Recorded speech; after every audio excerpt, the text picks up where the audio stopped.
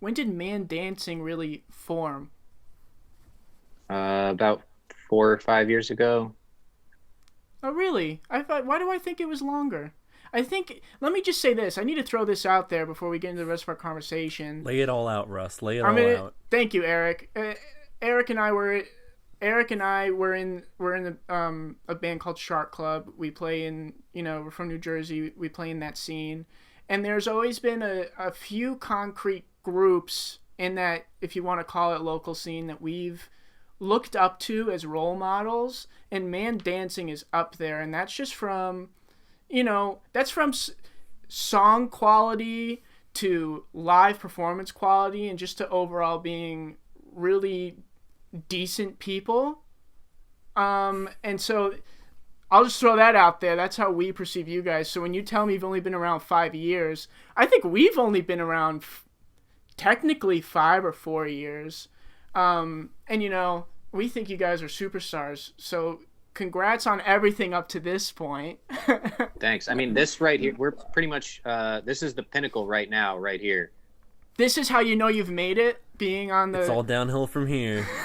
Peaked. Yeah, I don't know if listeners Enjoy it while it lasts. see this, but I'm smiling from ear to ear. That's such a cool thing to hear. Thank you. Yeah, well, thank you. Eric and I are so stoked that you all were able to join us tonight to talk about just your process and your music and stuff. So when you do all come together and write a song, what's that process like? Is it like, Steve, do you present a skeleton to the group and then they add their own stuff, or is it all kind of a collaboration from the get-go? I'd probably present like an organ, like here's a liver or here's a lung, and then I think we kind of, I don't know. Ben, how about you go with this? The way that I usually try to explain it in as few words as possible is Steve had a number of songs that he had already written, and those songs became the first record, Everyone Else. And then there were a few songs left over that Steve had written, and many of those songs ended up on the EP, Hands on Three, plus a song that was a bit newer, Joe. I think, Steve, is it fair to say that Joe was written for the Hands on Three EP?